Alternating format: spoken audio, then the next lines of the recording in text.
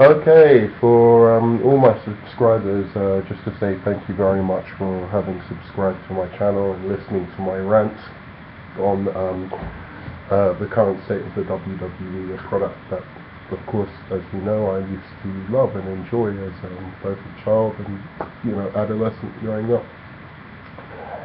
The video, as you can see, is called a Daniel Bryan Rant. I might go into CM Punk a bit, but it's called a Daniel Bryan Rant.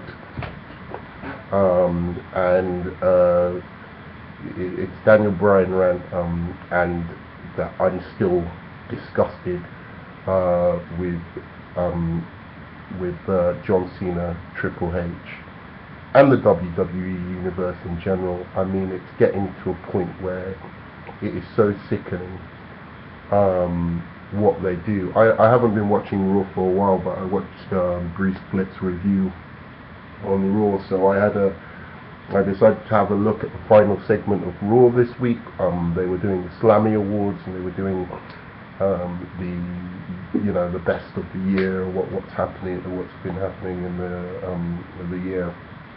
One of the things that immediately sickened me, I wish I hadn't have watched this particular segment, because I just wanted to fast forward to the end, which Bruce Blitz was talking about.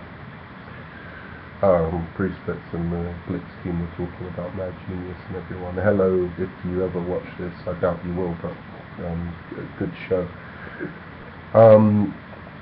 So one of the things that immediately I kind of ended up at a section of it where John Cena won Match of the Year with The Rock, which was the most foul, disgusting thing that I think has probably ever happened in WWE history.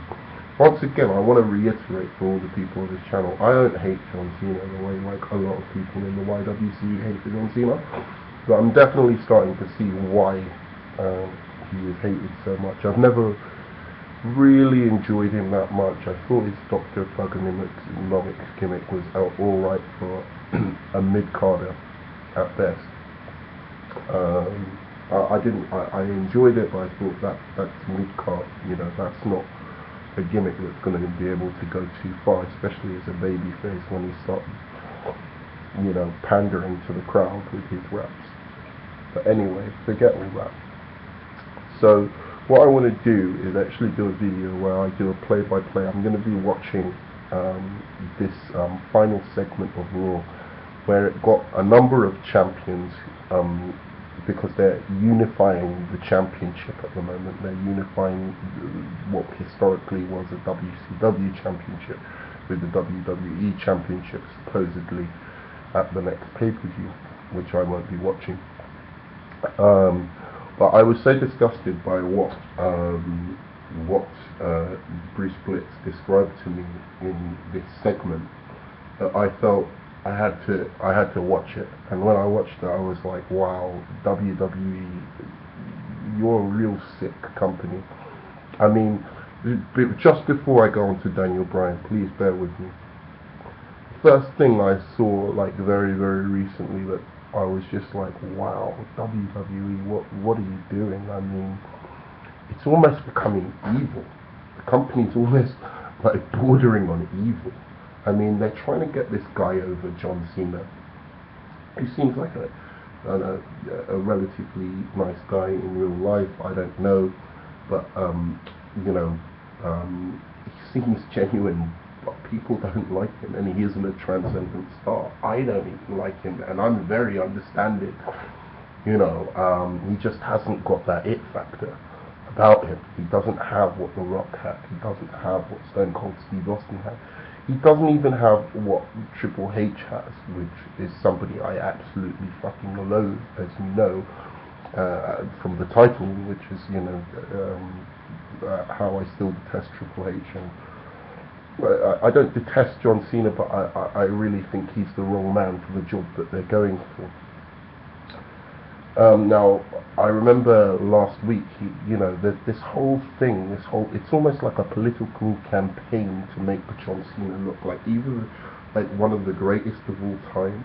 I mean, he was on the 50 greatest of all time list, which he shouldn't be on, quite frankly.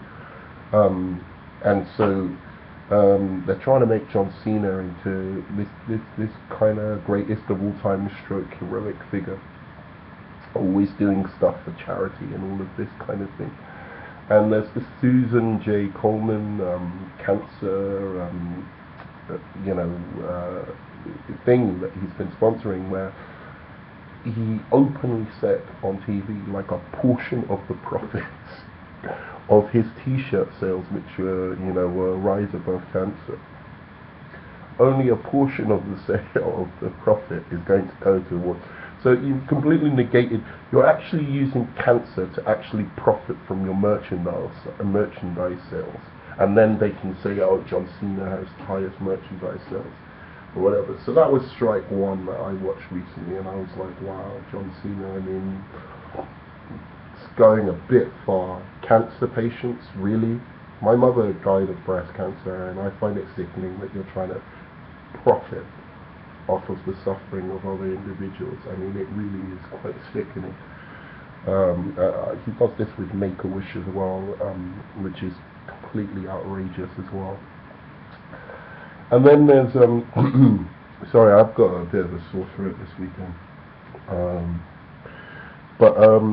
Then there was Daniel Bryan now, which I want to talk about. Now, Daniel Bryan is not somebody I love. I'm not a mark for Daniel Bryan. I've only watched a couple of matches of his, and I'm not even saying that he should be the man, but he needs to be in the title picture, and he needs, people need, if WWE Universe really think this isn't the guy, then give it to the people and show them he isn't the guy. I personally don't think he's the guy. I don't see the charisma and whatever needed to. I mean, he's not like The Rock, is he? He's not like Stone Cold Steve Austin. I mean, let's face it, let's be realistic. And that's why I'm not a mark, you know, I'm not a mark for this guy. He's not even like Shawn Michaels in terms of charisma or whatever, or Bret Hart. I don't see that kind of transcendent star in his current gimmick. They've stuck him with a really terrible gimmick, which is obviously meant to kind of propel him down, but the fans love him anyway, and that's the fact of it, so you have to go with what the fans say. And that's why I want to do a play-by-play response to what was going on in this Raw segment, just because so much of it, there's so many different aspects to how fucked up this was, in terms of just WWE propaganda and like them trying to get John Cena over, trying to get... Orton did a good job actually. Orton is someone else I don't like. I think he's highly overrated. He does not compare to past stars at all. But he did a good job. I mean, he's a relatively good worker. And you know, even he deserves a bit more. But there were like genuinely talented people in amongst these group of champions. As I said, they've got this group of champions, past former champions, in the ring to preside over this supposedly important, you know, unification of the championships. So yes. I'm just going to give you a play-by-play of what is happening at the time and what is being said. It's really quite sickening.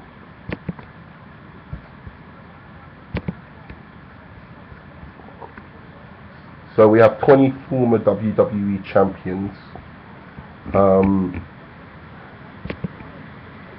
in the ring, and they're presenting this kind of championship match, which is going to be on the next pay-per-view, which will be the unification of the titles. It will be John Cena versus Randy Orton. Stephanie McMahon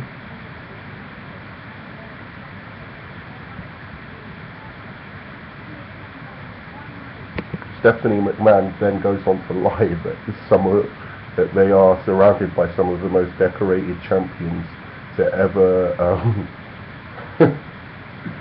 ever grace the ring, which is funny because the picture actually, even Daniel Bryan is laughing because he's had the championship not very long, twice I believe, 3-time champion.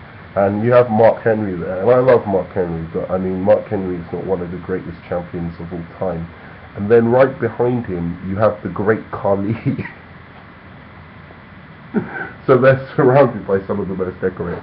I mean, to be fair, they do have Shawn Michaels and Bret Hart in there, but I cannot see one other person, and I'm sorry, CM Punk marks, Rey Mysterio marks. They are not great champions yet, and I like CM Punk, by the way, and I'll talk about him a bit later. But this isn't the most disgusting part of this segment. Then she goes on to put the nail in the coffin for me.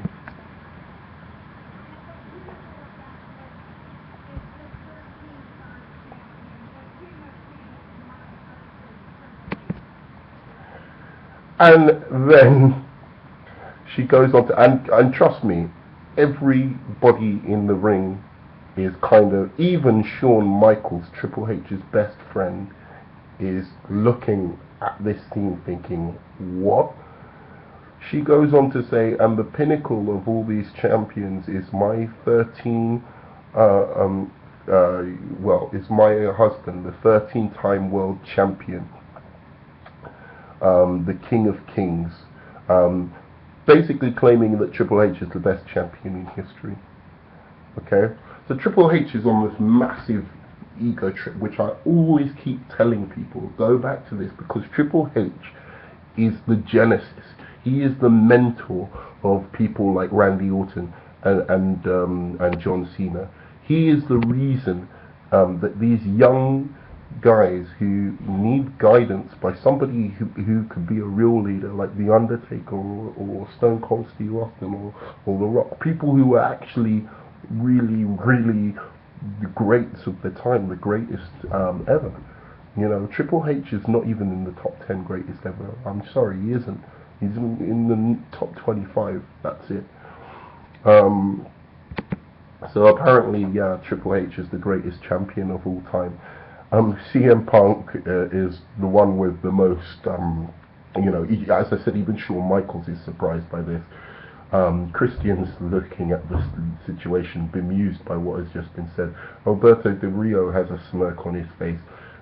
CM Punk's smirk on his face is from ear to ear. It couldn't be more of a ridiculous statement what Stephanie McMahon is saying. He actually just laughs. And Dolph Ziggler can't even look at the camera. The Miz is laughing. The Miz is trying to hold in a laugh. Bret Hart is disgusted that he's even part of this segment anymore. He wishes he wasn't there. Okay, so now Triple H goes on to his little speech, explaining his little...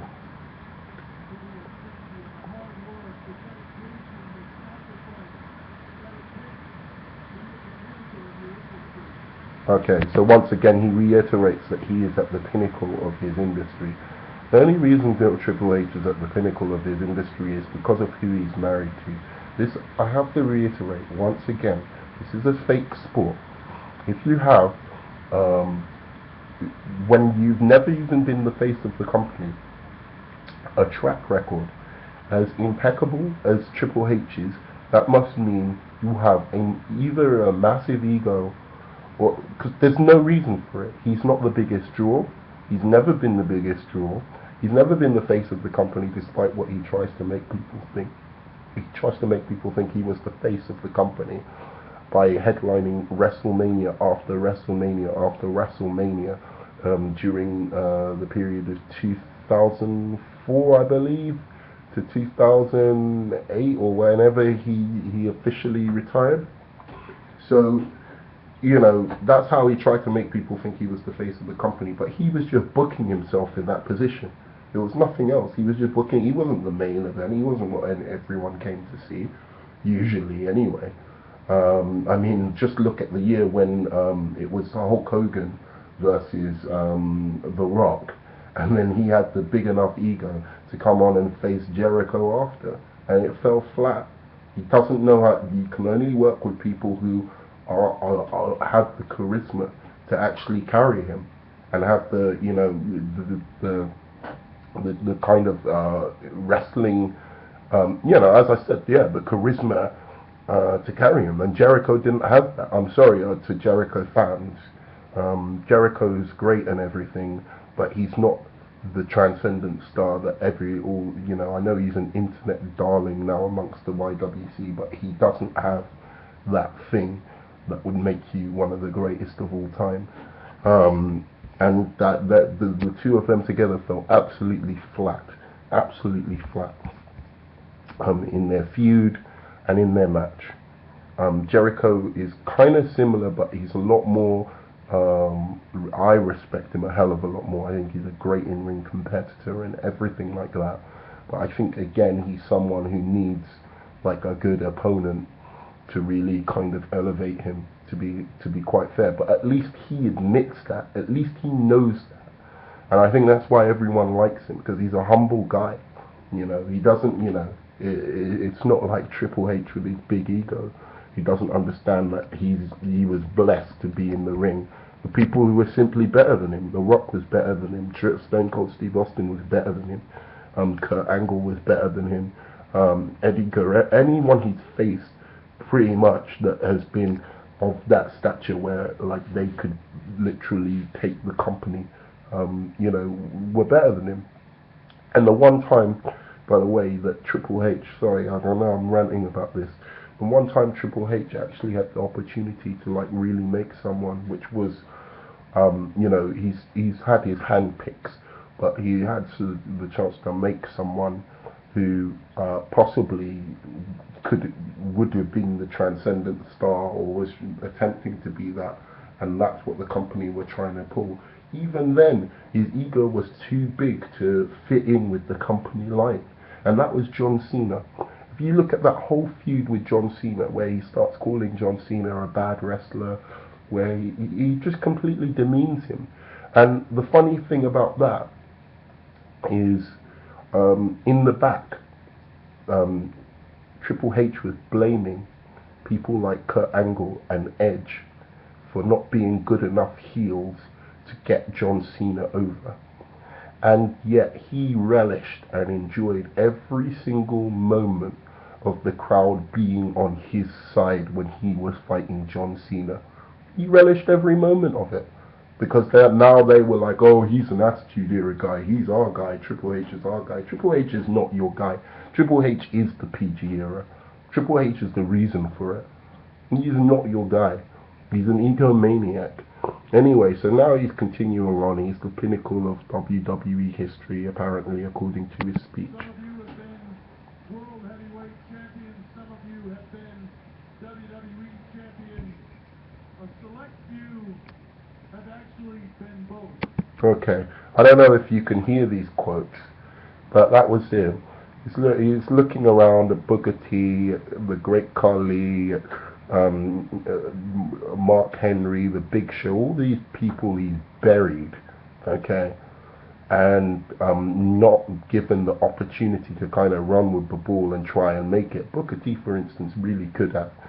He was really charismatic, and I think he could have gone a lot further. I'm not saying face of the company or anything like that, but he could have gone a lot further. So he comes in and he's like, oh yeah, we've been, and I want to break this down for you, because this is what I'm trying to explain. This needs to be broken down for people. How Triple H is a manipulative son of a bitch. He's far worse than Cena, but I'll get on to Cena anyway, because Cena's a cunt too in his own ways. But he's the teacher. This guy is the fucking student and the master. Triple H is the master of this shit, of propaganda and convincing crowds who don't have the historical knowledge of what has been going on in the WWE for the last 10 years or the last 15 years, when Triple H had his ascendancy. He's very, so he says like, yeah, some of you have been champions, either WCW or WWE champions, looking around, knowing everyone in that ring apart from himself have never been champions in terms of having both belts. Every single champion in that ring, some of which, of course, like Bret Hart and Shawn Michaels, is because the other championship didn't exist when they were there. So of course, if they had a chance, they would have been, because like Bret Hart, Shawn Michaels, even I think Mankind have had pretty much all the championships, tag team, intercontinental, world heavyweight. So it's all bullshit what Triple H is saying. He's just that most of them didn't have the opportunity to even have the, both championships. And then he comes out and says, some of you have been, champions of one, but and then some of us, with his smirky little fucking routine, but some of us, have had the opportunity to be both, meaning he is the best out of all of the people in the ring. He doesn't hold a flame, a candle to Bret the Hitman Hart, to the caliber of athlete and how skilled he was. Bret the Hitman Hart in real life would fucking kill Triple H in his heyday. In his heyday, when he was younger, Bret the Hitman Hart would have fucking ruined Triple H in real life. If they got in a real fight, Triple H would have been murdered. Shawn Michaels, much better in-ring competitor than the Triple H can ever hope to be. Every time he comes out, everyone who knows about it always will be screaming, Shawn is better. Shawn is better. And this is a guy, as I told you, I've said it in previous things, I'm trying to be objective about this. This is a guy, Shawn Michaels, that I don't even like. I know he was part of the clique. I know he was part of what trained Triple H. But the one thing I'll give someone, I don't care if you're an asshole, right? But if you're good, whatever, it doesn't matter if you're like some of my favorite artists, some of my favorite, filmmakers are assholes. But if they're good, then you have to give that to them. And Shawn Michaels was good, and that's the fact of it. But anyway, yeah. So he says, and by the way, another person who held both championships was somebody that Triple H referred to as I think a C+ player, which was Chris Jericho. Okay, he was the one he won the Unified Championship of. Or sorry, he won both championships off. So basically, a C+ player can have both championships according to Triple H. So again, he's full of shit. When it suits him, that is the highest, most esteemed accolade you can get. When it doesn't suit him, anyone can have that. It's and then we can go all shoot on it, like shooting on like people like Edge and Chris Jericho. Anyway, again, even Shawn Michaels is raising his eyebrows like, what the fuck are you talking about?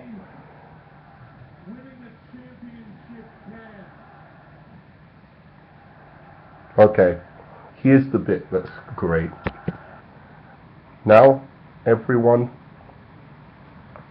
screaming at the top of their lungs, Daniel Bryan, Daniel Bryan, Daniel Bryan. Again, I've just told you I'm not a massive Daniel Bryan fan. I don't think he's of the caliber of Bret Hart. I do not think he is of... I don't think CM Punk... I might as well go into CM Punk and Daniel Bryan at the moment. These two are the most over guys in the company at the moment, right?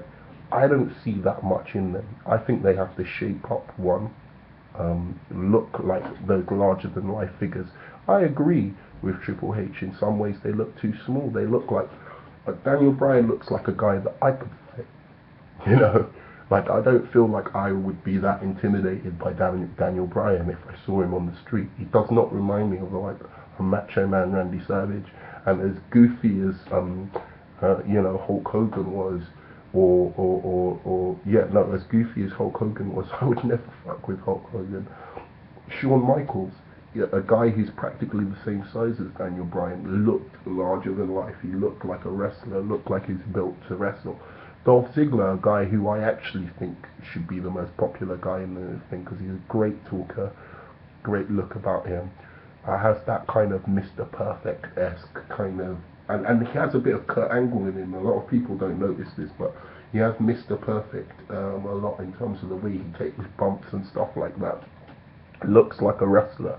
Looks like someone, you know, hey, I might not be that intimidated by in the street, but if I saw him with the chest off and doing, you know, like something, and that, I'd be like, maybe I won't fuck with that guy. But you know, in any case, these three, Dolph Ziggler, CM Punk, and Daniel Bryan, are clearly the most over guys in the company, and between them, something needs to happen. If WWE does not have faith in them, prove it to the crowd, prove it to the audience that they can't roll with it. Because CM Punk, as far as I'm concerned, great talker, great in-ring psychology, great wrestler. Not anywhere near the best in the world as he claims, but I don't know if that's a work or a shoot. If he actually believes that, sometimes he comes across as a bit arrogant to me. I don't see transcendent star in him, but if the WWE believe that, like myself, like a traditionalist who thinks of people like Macho Man Randy Savage and Jake the Snake and The Rock and you know, Stone Cold Steve Austin as like, these are people who can really, you know, who really have the talent to become transcendent stars, then, you know, let them have what they want. They're screaming Daniel Bryan, they're screaming his name. And what does Triple H do? Triple H carries on with his stupid speech about him being the greatest, and they're just screaming Daniel Bryan over his speech. All of you are...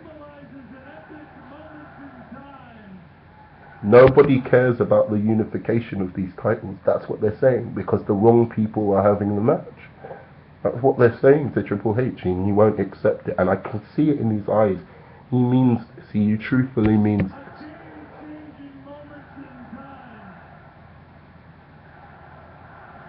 He stops his speech because the Daniel Bryan cheers are too loud. Clearly the most over guy in the company. And I like him. I like Daniel Bryan. He seems like a really nice guy. He seems like a cool guy. I think if he was given the ball, he'd take it seriously. I just don't know if he's got that kind of, you know, charisma to really pull it off. But hey, it's not up to me to choose. It's up to the people to choose. You know what I'm saying? You know, like, honestly, you can't just ignore, like, the volume of people. And this isn't planned. This isn't something that's planned. Nobody knew people were going to come out screaming Daniel Bryan during this speech of the unification. So let's hear what Triple H has to say about the loud cheers. Shawn Michaels trying to get everyone to quiet down because he's a politiker and part of the clique. Yeah. And Mark Henry puts up his hand and everyone starts going, yes, yes, yes, yes, chants. You can hear in the background. The whole crowd is on their feet. Everyone. And Daniel Bryan's as surprised as everyone else. This wasn't a planned thing.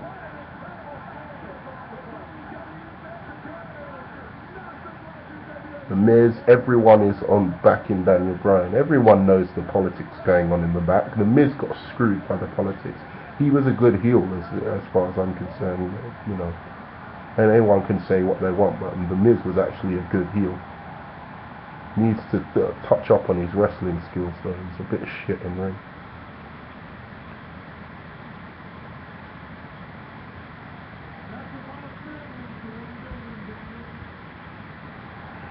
So Triple H comes in and says that's a lot of family for one building, Daniel Bryan, trying to be funny or something. And then goes on to say, I should have known they look so much like you. You know, trying to deflate what's happening.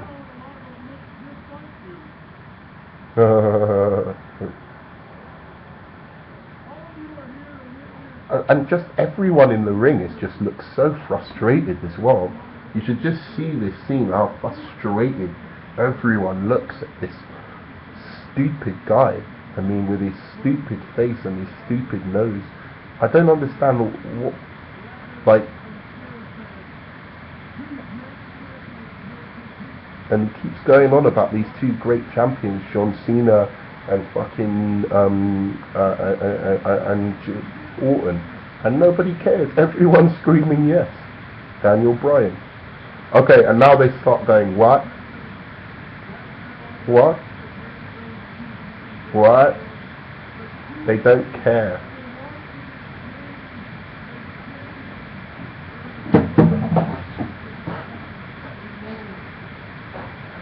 And you know what's so screwed up about John Cena? And I'll show you an example that's coming up.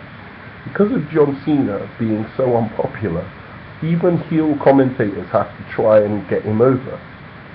You know, even heel commentators have had to turn face. Everyone's a face commentator now because color commentator, because they all have to say how great John Cena is because people are booing him. So they have to keep reiterating and reinforcing this idea that this guy who just really doesn't connect with people. I'm not saying he hasn't talent or doesn't. He just doesn't connect with people. Not as he is anyway. And you know, it just fucks up the whole ambience of the thing. People are booing. Actually, Orton goes on to do. I'm gonna skip ahead a bit. Orton goes on to do an actually quite good heel speech, and actually is able to turn around the Daniel Bryan chants to heat on himself, which is pretty impressive. But then his opponent, who's supposed to be the face, which is John Cena, goes and takes the thing, and everyone boos him as well.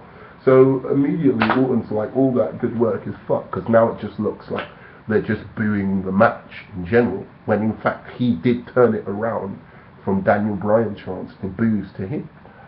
You know, and the best that Cena can do is get people to chant Daniel Bryan. He tries to steal the momentum off Daniel Bryan, which is, I have to say, this is a level even above Triple H. Even Triple H, I've never seen him do this. I mean, if he doesn't like someone, at least he just comes out and like says he doesn't like them. He doesn't try and steal the thunder or heat away from CM Punk or away from, you know, Daniel Bryan or something. This is a really pathetically low level that you know, that John Cena's really willing to reach. So I want to go on to just talk about John Cena, because I think I've covered enough of just the bullshit that you know, Triple H constantly spews every week, trying to convince 12-year-old kids that he's the greatest of all time, and they believe him. You know, these audiences who didn't grow up watching and are too silly to actually go back and actually watch what happened, and just rely on DVDs that are you know, that are put out by WWE to make their decision on who's the greatest, not knowing that there's clearly a slant to make, you know, Triple H look a lot better than he actually is. He's a load of... I don't know. But anyway.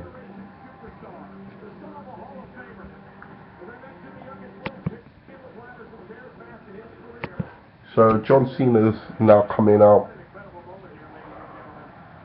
and they're screaming Daniel Bryan again. Once again, the crowd is chanting Daniel Bryan when John Cena's outside. You know, Daniel Bryan, Daniel Bryan, Daniel Bryan. Okay. Let's see where John Cena tries to steal his thunder. Okay, so check this out. We've got a thing where you know, Randy Orton says something about working in the ring and how he's just better than John Cena or something. And John Cena his retort is, "Oh, work. That's a good word." And then he goes over to Daniel Bryan as they're screaming Daniel Bryan chants over this completely asinine, inane, meaningless unification of titles match, which obviously people have seen before. I've never watched a John Cena and Randy Orton match. I don't give a shit, even about wrestling anymore, because of how pathetic it's got. That when a guy is over, they're not even going to let him reach That's never been how Vince has worked, as I've seen in the past. When a guy's over, he usually, even if he's reluctant, he usually helps him, usually gets him, to that next stage. So, by all rights, it's Daniel Bryan's time. Again, not somebody I think I like. I see him more as like a Bob Backlund or Bruno Sammartino or something like that. Just a great wrestler that people, like that they kind of gravitate towards because they respect his skill in ring. But I don't know if that's enough. You need to be entertaining as well, and that's where I think Dolph Ziggler has the edge for me, and even CM Punk has the edge for me over Daniel Bryan. But hey, he's the most over. They need to go with him. So they're screaming Daniel Bryan. Cena comes over, knowing, and this is the beauty of it, knowing that for weeks and weeks and weeks, wherever they've travelled, there's been loud Daniel Bryan chants. Loud Daniel Bryan chants. The guy is over. So what questions? He decides to say work, and it's there's subtext in this. So he says work, brings over Daniel Bryan, trying to get some of the cheers from Daniel Bryan. Daniel Bryan, they're cheering him again. Yes. Okay. So he then goes on to ask him his name. Okay, and he says Daniel Bryan. Everyone goes berserk over Daniel Bryan. Randy Orton, I think, can't even believe this. I don't know if it's scripted or not, but I don't think Daniel Bryan can believe that this guy is trying to steal another guy's momentum like he is. So he goes, Daniel Bryan, where are you from? And I didn't know they were in Daniel Bryan's state. So it's what he's basically doing here is trying to reiterate that the reason that he's so over at the moment, and the reason that they don't care about this unification match, is because apparently Daniel Bryan is from that state. That is what he's trying to do. Say, oh, it's like a hometown hero, that's all it is. It's a flash in the pan. It doesn't really matter so much. This is just, the gall of this guy. I can see why people fucking hate him so much. I don't really give a shit.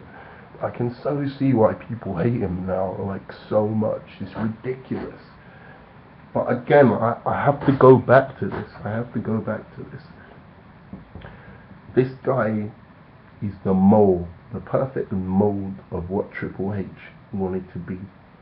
A guy who was talented, Triple H, much more talented than John Cena, actually, to be fair to Triple H. Even though I don't like him, I'll admit, much more talented than John Cena.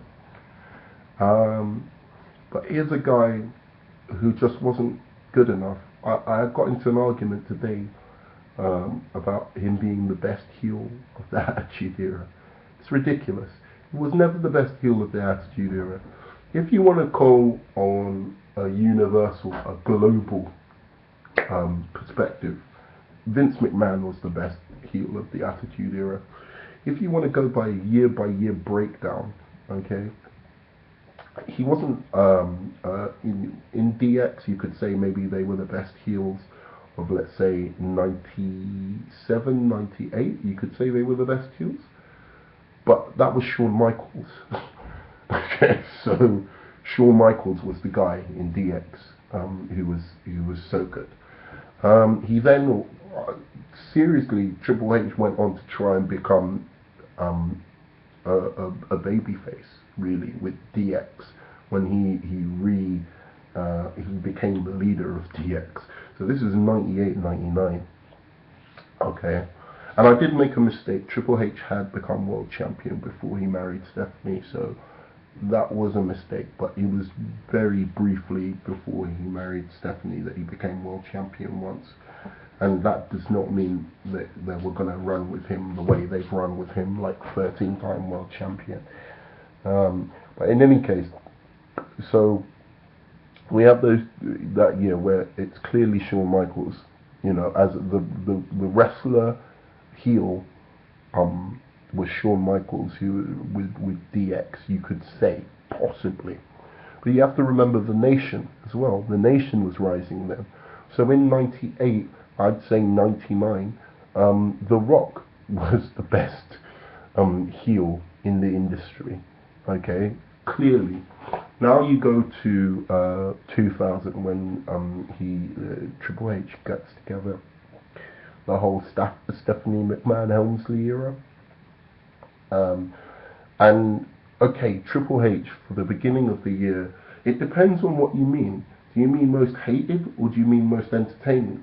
Because if you mean most entertaining heel of 2000, and even in Pro Wrestling Illustrated and a number of different things, this claimed to be the case.